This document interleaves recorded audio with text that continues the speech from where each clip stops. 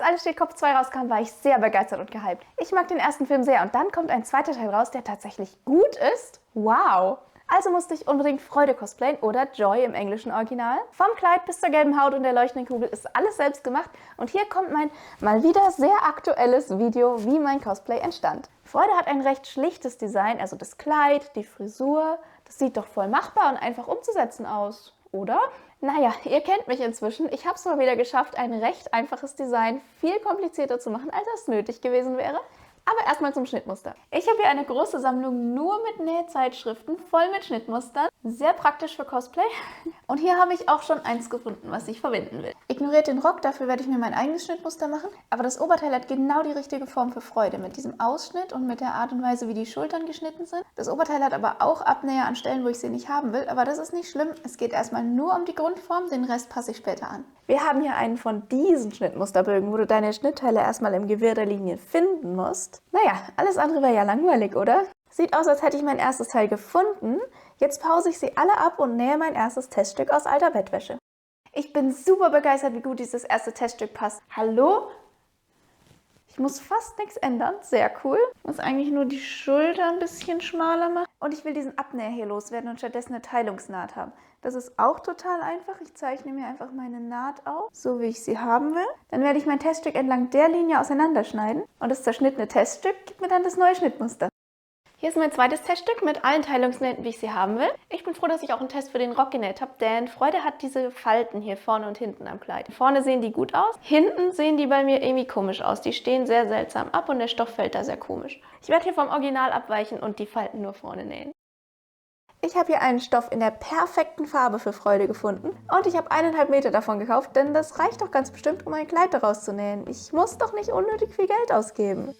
Erstmal schneide ich meinen Halbkreis-Tellerrock zu, also einen Viertelkreis für vorne und einen Viertelkreis für hinten. Die Maße habe ich mit einem Tellerrockrechner ermittelt. Super praktische Sache. Da musst du nur deinen Taillenumfang und die Rocklänge eingeben und der Rechner sagt dir, was du zuschneiden musst. Du musst nichts rechnen. Das hintere Rockteil halbiere ich hier noch, denn da kommt ein Reißverschluss rein. Der Rock muss jetzt ein paar Tage aushängen. Das solltest du immer machen bei Tellerröcken, weil sich die Unterkante bei den allermeisten Stoffen noch verzieht. Das hat mit dem Fadenlauf zu tun. In der Zwischenzeit schneide ich meine restlichen Teile zu, und zwar mit extra großzügigen Nahtzugaben. Ihr seht gleich warum.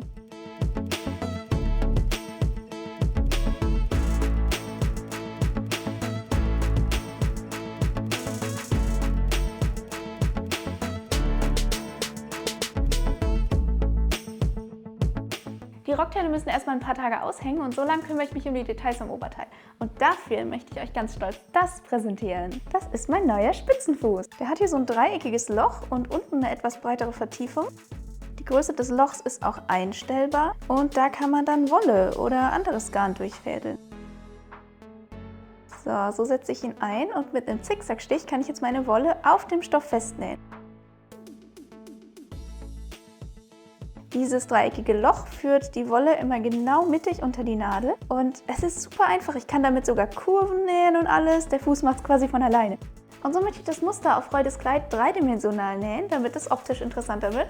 Und bei der Gelegenheit kann ich gleich Wolle aus meinem Vorrat aufbrauchen. Ich habe es einmal mit der Wolle probiert und einmal mit dem dünneren Garn. Beides sieht gut aus, aber ich finde, die dickeren Linien mit der Wolle sieht man besser von weitem und es wirkt besser fürs Cosplay. Wie ihr hier seht, hat sich der Stoff aber beim Draufnähen ganz schön gewellt. Deshalb glaube ich, dass ich hier auf jeden Fall Stickvlies drunter legen muss, um den Stoff in Form zu halten. Okay, stopp. Bitte vergesst, was ich da eben gesagt habe. Ich habe da Dinge durcheinander gebracht, die muss ich klarstellen. Ja, das Problem war, dass sich der Stoff gewellt hat, aber dieses Problem löst man nicht mit Stickvlies, vor allem schon nicht mit Stickvlies alleine. Dafür sind Stickrahmen da. Die halten nämlich den Stoff auf Spannung und sorgen dafür, dass er sich nicht verzieht, während du stickst. Stickvlies dagegen benutzt man beim Maschinensticken zusätzlich zum Stickrahmen. Das heißt, man tut dann eine Schicht Vlies über oder unter den Stoff. Ich meine, das ist relativ egal. Und dann stickt man mit der Maschine, wohlgemerkt. Ich habe noch nie jemanden mit Stickvlies Handsticken sehen. Jedenfalls hilft dann das Stickvlies beim Maschinensticken, wenn du dehnbare oder sehr dünne Stiche hast, dass sich der Stoff nicht verzieht, beziehungsweise dass die Nadel nicht so dicke Löcher in den Stoff reinmacht. Stickvlies alleine bringt aber gar nichts. Und wie ihr seht, hat sich mein Stoff trotz Stickvlies genauso verzogen wie bei den Probestücken. Diese ganzen Mengen Stickvlies waren völlig unnötig und ich habe hier echt nur Geld aus dem Fenster geschmissen. Klar habe ich gemerkt, dass mein Ergebnis nicht super wurde, aber ich hatte keine andere Idee, woran es liegen könnte oder was ich noch verändern könnte. Also habe ich einfach weitergemacht und gehofft, dass sich das Problem erledigt, wenn ich das Stickvlies rausgewaschen habe. Wird es das? Das sehen wir gleich noch. Aber was hätte ich stattdessen tun sollen? Der Stoff zieht sich deshalb zusammen, weil die Wolle stärker gespannt ist als der Stoff selber. Man kann auch den Stoff entlang der Wolle so hin und her schieben. Du kannst dir das vorstellen wie bei Omas Gardinenstange. Alles, was ich hätte tun müssen, wäre, nach jedem genähten Wollstück den Stoff wieder zurechtziehen, dass er glatt liegt. Dann das nächste Stück Wolle drauf nähen, den Stoff wieder schön glatt legen, dann wieder ein Stück Wolle nähen, dann wieder den Stoff glatt ziehen und so weiter. Warum bin ich da nicht früher drauf gekommen? Hier sind noch ein paar Clips, wie ich mit meiner falschen Technik die Linien mit Wolle nähe. Ich habe mir vorgezeichnet, wo die Linien hinkommen, nur sieht man in dem Video die weiße Stoffkreide hier leider nicht, aber glaubt mir, das sind Linien. Insgesamt versuche ich, das Muster von Freudes Kleid genauso wie in der Vorlage aussehen zu lassen, aber ob jetzt jeder Kreuzungspunkt genau an der gleichen Stelle ist wie im Original, das ist mir jetzt nicht so wichtig. Jetzt, wo alle Oberteilstücke dekoriert sind, kann ich sie endlich auf die eigentliche Form zuschneiden und zusammensetzen. Wenigstens hier habe ich mitgedacht und mir einen extra großen Rand gelassen, falls sich der Stoff verzieht und ja, ihr wisst, er hat sich verzogen.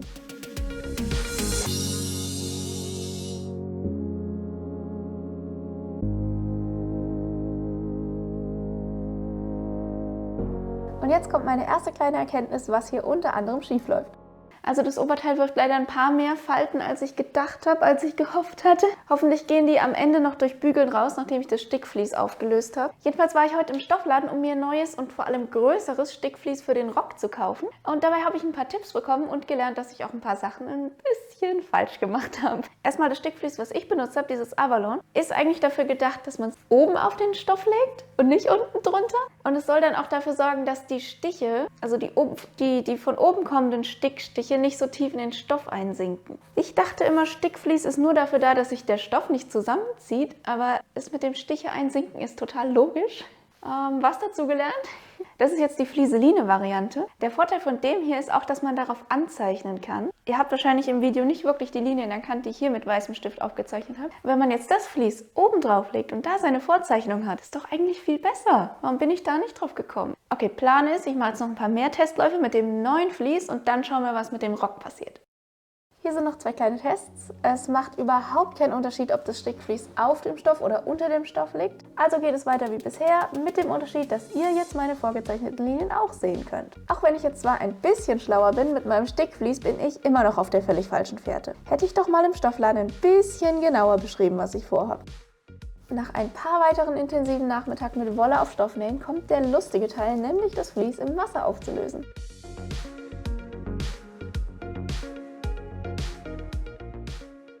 Nach dem Trocknen und einer Runde bügeln sieht so aus. Ich bin echt froh, der Stoff wellt sich zwar immer noch, aber viel weniger. Vor dem Zusammensetzen dürfen wir die Taschen nicht vergessen. Die schneide ich aus dem Rest des grünen Stoffs aus und dieses kleine Stück ist alles, was ich übrig habe. Ist das nicht toll, dass mein Stoff genau gereicht hat? Er hat doch gereicht, oder? Ich muss doch bestimmt keine weiteren Teile mehr für mein Kleid zuschneiden. Ähnlich wie bei meiner Reckhose nähen wir jetzt hier unsichtbare Geheimtaschen. Nur, dass sie diesmal nicht ganz unsichtbar sein werden, weil ich keine nahtverdeckten Reißverschlüsse habe, sondern einen normalen. Es funktioniert aber trotzdem und zwar so. Zuerst nähe ich die Seitennaht des Rocks bis dahin, wo die Öffnung für die Tasche beginnt. Dort verriegle ich und nähe mit einer möglichst großen Stichlänge weiter. Das heißt, ich hefte die Taschenöffnung zu. Und dann natürlich bügeln. Ich habe einen farblich perfekt passenden Endlosreißverschluss in meinem Vorrat gefunden und den stecke ich genau mittig auf die zusammengeheftete Taschenöffnung. Danach hefte ich den Reißverschluss nur an den Nahtzugaben fest. Klingt vielleicht nach einem unnötigen Schritt, zuerst zu stecken und dann zu heften, aber glaub mir, es wird ordentlicher, wenn du es so machst, denn der Reißverschluss muss geheftet werden und wenn du ihn vorher steckst, verrutscht er dabei nicht mehr. Ich habe mir ja all diese Techniken über Jahre hinweg selbst beigebracht, hauptsächlich durch YouTube-Videos, aber ich habe auch dieses schlaue Buch mit richtig guten Abbildungen. Da finde ich oft schneller, was ich suche, vor allem wenn ich weiß, wie es aussehen soll, aber nicht, wie es heißt. Genauso war das auch in diesem Fall. Das hier habe ich vor, eine Nahttasche mit Reißverschluss. Das ist der Name dafür. Jetzt wird es vielleicht ein bisschen kompliziert. Spul gerne zurück und schau es dir mehrfach an, falls es zu schnell ist. Also, ich nehme den vorderen Taschenbeutel und stecke ihn rechts auf rechts an der Nahtzugabe des vorderen Rockteils fest. Es ist tatsächlich wichtig, hier mit dem vorderen Taschenbeutel zu beginnen. Das ist das vordere Rockteil, das ist das hintere Rockteil, das ist der vordere Taschenbeutel. Ich stecke ihn rechts auf rechts an der Nahtzugabe des vorderen Rockteils fest. Dabei liegt der Taschenbeutel selber auf dem hinteren Rockteil. Das ist richtig so. Er wird noch nach vorne umgeklappt, aber da sind wir noch nicht. Erstmal hefte ich auch das, denn ich muss gleich von der Außenseite des Rocks nähen und das geht ja nicht, wenn ich hier Stecknadeln habe. So sieht es dann aus. Vorderes Rockteil, hinteres Rockteil, Taschenbeutel, Heftnaht. Jetzt drehe ich alles um und achte darauf, dass der Taschenbeutel genau so liegen bleibt. Jetzt wird das von der Außenseite genäht. Das hier wird ein beidseitig verdeckter Reißverschluss, dafür näht man von der rechten Stoffseite einmal um den Reißverschluss herum. Wegen der Taschenbeutel geht es aber nicht auf einmal, sondern in 2 Schritten. Mit dem Reißverschlussfuß nähe ich am Reißverschluss entlang und zwar auf dem vorderen Rockteil. Nur auf dem vorderen Rockteil. Das ist das vordere Rockteil, das ist das hintere Rockteil. Kurz vor Ende des Reißverschlusses verriegle ich und stopp. Von außen haben wir jetzt die Seitennaht und parallel dazu auf dem vorderen Rockteil eine sichtbare Naht. Innen haben wir den Reißverschluss und den Taschenbeutel damit erfasst. Jetzt kann der Taschenbeutel nach vorne geklappt werden, wo er hin soll und natürlich wieder bügeln. Mit dem hinteren Taschenbeutel passiert jetzt genau das gleiche, nur in die andere Richtung. Also rechts auf die Nahtzugabe legen und festheften. Der hintere Taschenbeutel liegt jetzt auf dem vorderen Taschenbeutel, also schon in der richtigen Position. Von der Vorderseite aus nähe ich jetzt wieder mit dem Reißverschlussfuß genau am Reißverschluss entlang, nur diesmal auf dem hinteren Rockteil. Kurz vor Ende des Reißverschlusses wird wieder gestoppt, aber jetzt nehme ich das Füßchen hoch, drehe den Rock um 90 Grad und nähe über den Reißverschluss drüber und das mehrfach zum Verriegeln. Jetzt sieht es aus wie auf der Zeichnung mit dieser Naht, die einmal um den Reißverschluss herumgeht. Innen muss ich natürlich noch die Taschenbeutel zusammennähen. Die Maschinenheftstiche vom Anfang kann ich jetzt auftrennen und der Reißverschluss lässt sich öffnen. Beide Taschen sind fertig, jetzt kann ich das Oberteil dran nähen.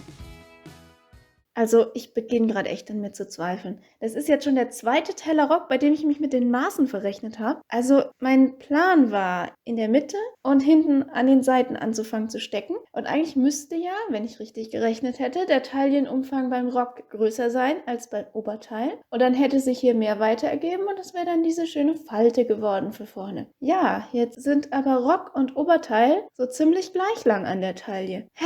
Ich hab doch darum gerechnet. Es kann doch nicht wahr sein. Ich nähe seit 20 Jahren und Tellerröcke sind einfach. Ich habe schon so viele Tellerröcke genäht, aber nein, ich habe nicht gerechnet.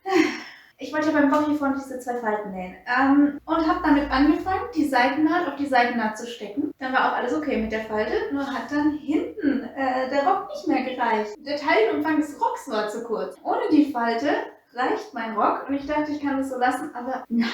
Meine Tasche ist jetzt irgendwo da hinten, hinter der Seitennaht. Oh, das ist einfach falsch. Und mir gefällt auch die Menge des Volumens nicht, die der Rock ohne die Falten hat. Ich möchte mehr Volumen im Rock haben. Und was mache ich jetzt? Der Stoff ist leer. Aber dann ist mir eingefallen, ich habe doch da noch das Futter.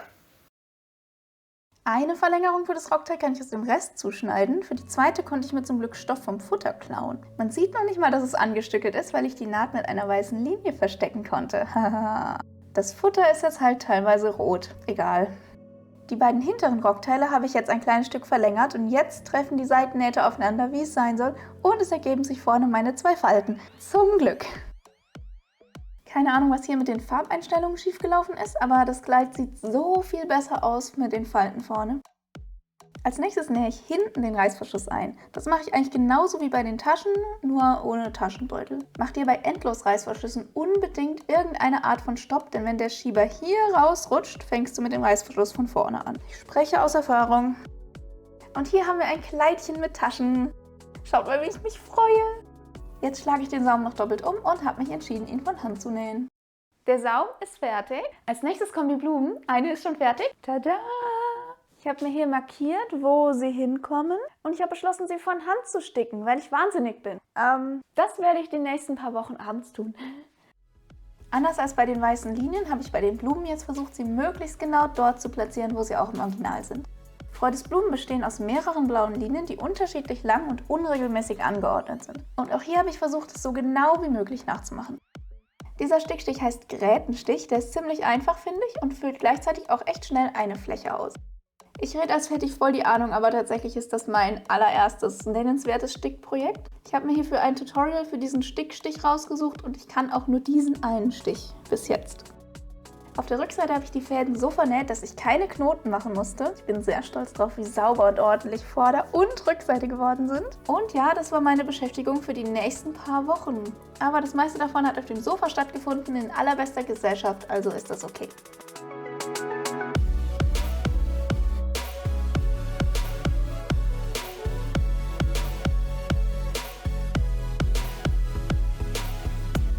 Ich habe schon gesagt, dass ich wahnsinnig bin und genauso geht's weiter. Die ganzen Blumen von Hand zu sticken hat wohl noch nicht gereicht, denn ich kam auf die grandiose Idee, alle noch mit Perlen und Pailletten zu verzieren. Auch von Hand natürlich. Gefilmt habe ich es nicht. Es hat auf jeden Fall ewig gedauert, aber Glitzer! Es ist so schön geworden und Glitzer macht mich glücklich. Wenn alle Blumen fertig sind, kann ich das extra bunte Futter einsetzen und dafür nähe ich es zuerst am Halsausschnitt rechts auf rechts fest. Hier noch ein Nähtipp. Wenn du so eine Kante bei Kleidern hast, passiert es ganz oft, dass sie sich hin und her schiebt und das Futter sichtbar ist. Die Kante will nicht ordentlich liegen bleiben, egal wie gut du sie bügelst. Hier kannst du eine Untersteppnaht nähen. Dafür legst du alle Nahtzugaben auf die Futterseite, hältst den Stoff ein bisschen unter Spannung, also du ziehst so nach rechts und links und dann steppst du das Futter knappkantig ab. Dabei werden die Nahtzugaben am Futterstoff festgenäht. Dadurch wird das Futter ein Stückchen zurückgesetzt und der Stoff will quasi in dieser Position bleiben. Du hast dann eine perfekte Kante, die nicht mehr umklappen kann. Den Rest des Futters nähe ich dann noch mühsam von Hand an, denn ich habe bei diesem Projekt wohl noch nicht genug von Hand genäht. Zum Versäubern der Armausschnitte brauche ich Schrägbandreste auf, die ich schon länger loswerden will. Inzwischen ist mir bei den Farben auf der Innenseite alles egal. Das fertige Kleid zeige ich euch am Ende. Vorher muss ich noch einiges fertig kriegen, nämlich eine Lösung für die gelbe Haut finden, die Perücke stylen und eine leuchtende Kugel bauen. Freude ist sehr gelb und eigentlich wollte ich kein Bodypaint machen. Es ist für mich ein Charakter, der auch ohne Bodypaint funktioniert, wie zum Beispiel auch meine Charlie. Aber vielleicht arbeite ich gerade noch an einem geheimen anderen Projekt mit einem Charakter, der nicht ohne Bodypaint funktioniert. Deshalb wird Freude mein Testlauf. Ich habe noch nie Bodypaint gemacht. Yay! Definitiv werde ich mir nur das Gesicht anmalen, nicht die Arme, weil das unglaublich unpraktisch ist. Ich würde lieber Handschuhe nehmen, aber mit Handschuhen ist das Problem, die gehen dann halt nur bis hier oder so. Darum werde ich was machen, was ich nur unter dem Namen Armsocks kenne. Ich habe hier eine Strumpfhose und als erstes muss ich da ein Loch reinschneiden für meinen Kopf. Wie groß? Finden wir es raus. Oh Gott. Oh, Hilfe. Nein. Wie mache ich das? Okay, wow. Yay. Habe ich das Loch zu groß geschnitten? Ich habe es eigentlich ziemlich klein gemacht. Wir ziehen das einfach noch ein bisschen. Okay, als nächstes werde ich mir hier mit Stecknadeln markieren, wo meine Finger sind. Und dann schneide ich mir aus Pappe die Form meiner Hand aus, lege die da rein und dann habe ich eine Schablone, wo ich außen rum nähen kann. Yeah! Es ist gar nicht mal so schlecht geworden, ehrlich gesagt. Juhu! Nur, wie ihr schon seht, habe ich ein Problem. Dieses Loch für meinen Kopf ist sehr viel weiter ausgerissen und meine Strumpfhose bleibt nicht auf meinen Schultern. Ich bin hier schon so die ganze Zeit am Hochziehen. Da muss ich mir auf jeden Fall noch irgendwas überlegen, dass das auf meinen Schultern bleibt. Und ich muss diese Kante versäubern, sonst reißt es irgendwann komplett auf. Ich habe eine Lösung gefunden für den Ausschnitt, mehr oder weniger. Hier habe ich als Verstärkung einen Streifen von einem nicht dehnbaren Stoff an die Kante genäht. Da habe ich mir erstmal ein sehr schnelles, sehr faules Schnittmuster gemacht und das dann auf Bügelvlies aufgezeichnet und das wiederum auf einen festen, nicht dehnbaren Stoff übertragen. Ja, und dann einfach hier eingenäht und sehr oft drüber genäht. Es funktioniert insofern, dass die Ärmel jetzt nicht mehr über die Schulter rutschen. Aber das Problem ist, die Stellen, wo die Strumpfhose schon eingerissen ist, da zum Beispiel, die reißen weiter ein und der Streifen verhindert es leider nicht. Das ist jetzt doof, weil das hier, das ist schon im sichtbaren Bereich. Mein Kleid wird ja nur bis da gehen. Und noch schlimmer ist es eigentlich auf der Seite. Und ich bin jetzt am Überlegen, lasse ich das so oder erkläre ich das hier zu meinem ersten Testpaar Armsocken und nähe nochmal neu. Ich habe eine Ersatzstrumpfhose gekauft. Aber dann kam erstmal mein Geburtstag und ich habe mir noch was anderes gekauft. Ich bin gerade mitten bei meinem Make-up-Test und dann kam mein sehnsüchtig erwartetes Paket. Hat nichts hiermit zu tun, nicht gesponsert, aber Ich habe mir einen Plotter gekauft, den ich schon lange haben wollte und er kam gerade eben an. Ich bin so glücklich, yay! Hey, die zweite Version der Armsocken ist fertig.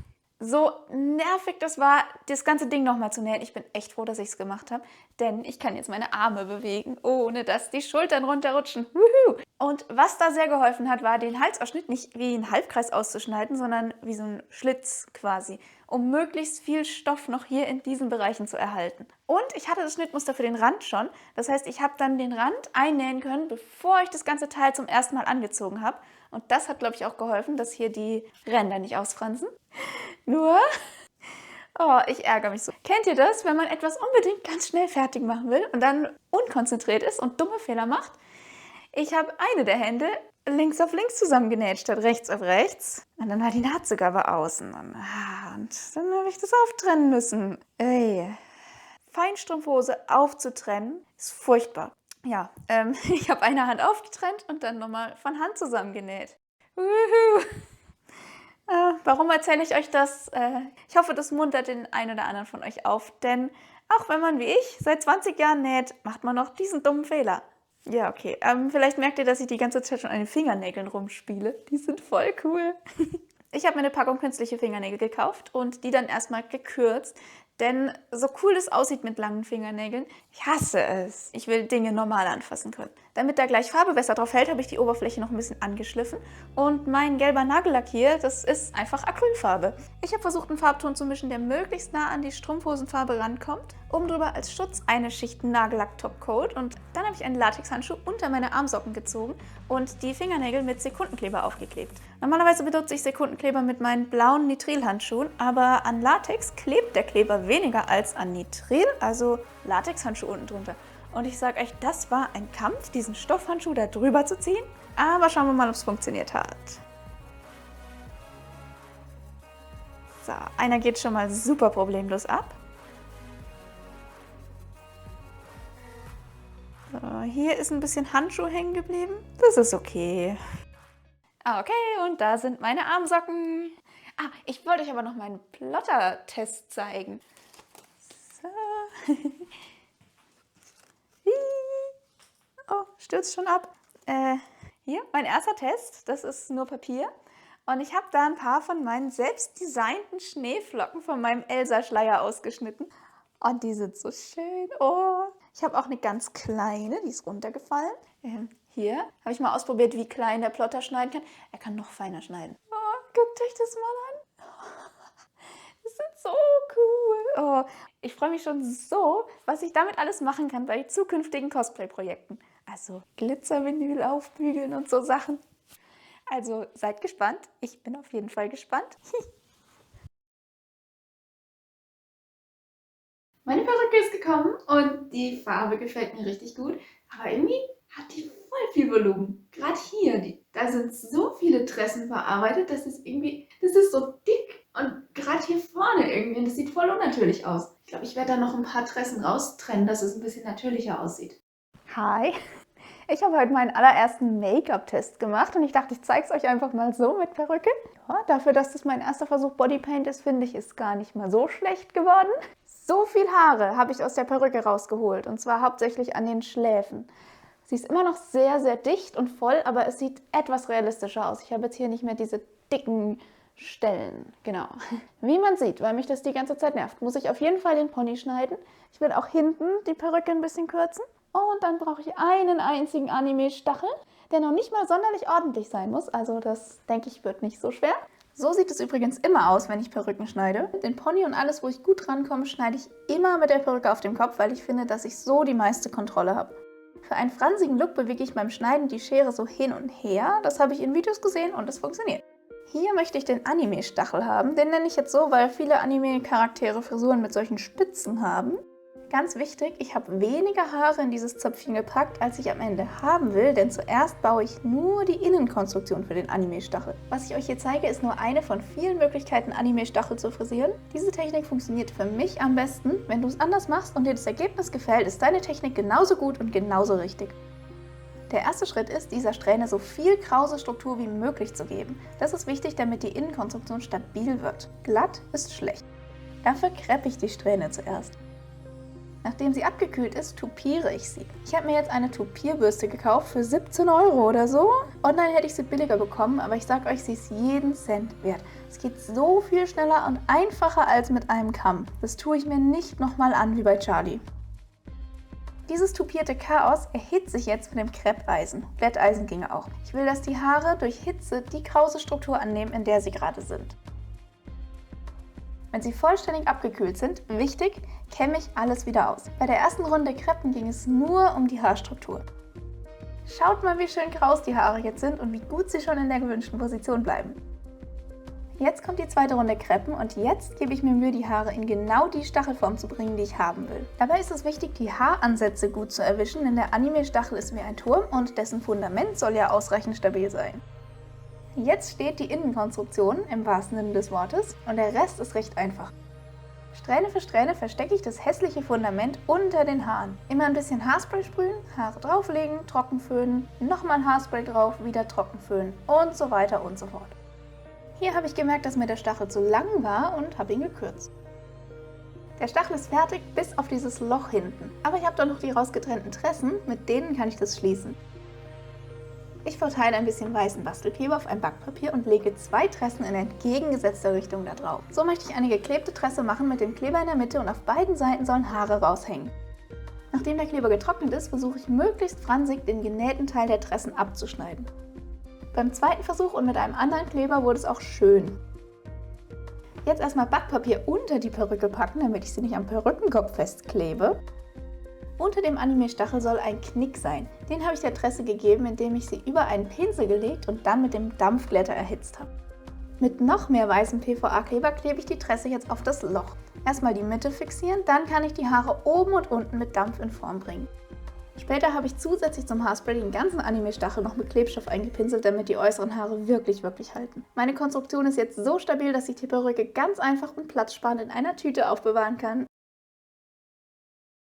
Ich möchte für meine Freunde noch eine Prop bauen, und zwar eine Erinnerungskugel, und die soll leuchten. Ich habe mir so eine Acrylkugel gekauft und meine erste Idee war, da LEDs reinzupacken. Meine Idee war, die Innenseite hier von gelb zu bemalen und dann die LEDs da reinzupacken. Aber ich bin mir sehr sicher, dass das nicht so gut funktionieren würde, weil diese Fairy Lights doch etwas weniger hell sind als gedacht. Plus, in der Beschreibung stand gelb, die sind warmweiß.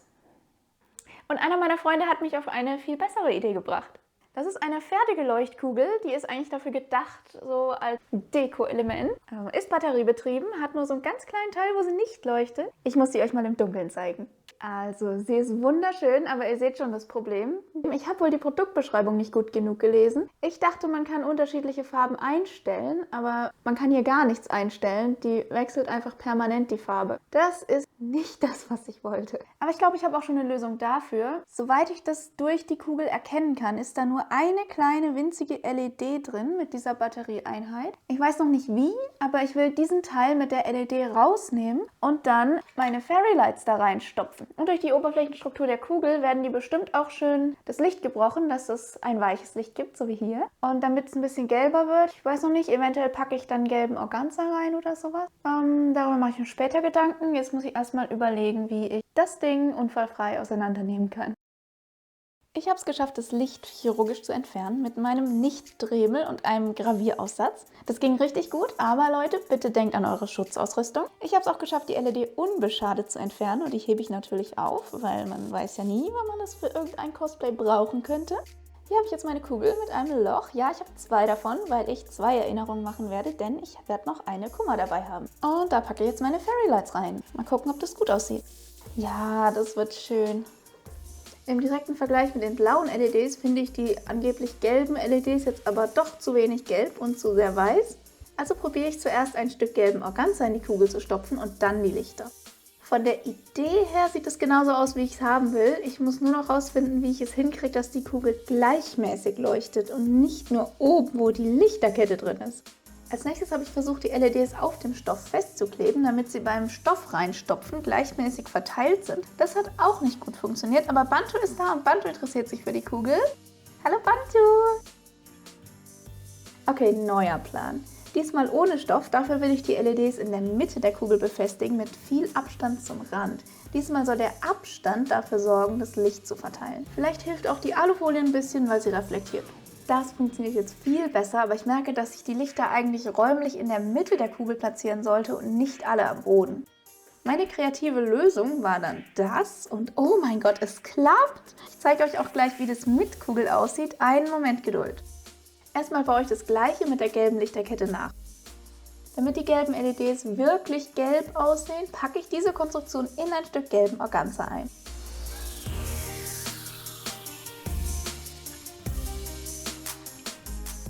Fertig! Jetzt brauche ich die Form des Lochs und schneide eine genau passende Bodenplatte aus Schaumstoff aus. Mit einem Stück Gummiband will ich die Batteriegehäuse daran fixieren, damit sie nicht rumbaumeln. Bei der blauen Kugel sind die Drähte zufällig lang genug, dass ich die Plastikgehäuse einfach rausschieben kann, falls ich mal die Batterien wechseln muss. Bei der gelben Kugel funktioniert das leider nicht, darum habe ich Häkchen an das Gummiband genäht, mit denen ich es öffnen kann. Jetzt noch alles super professionell mit Heißkleber zusammenkleben. Hält!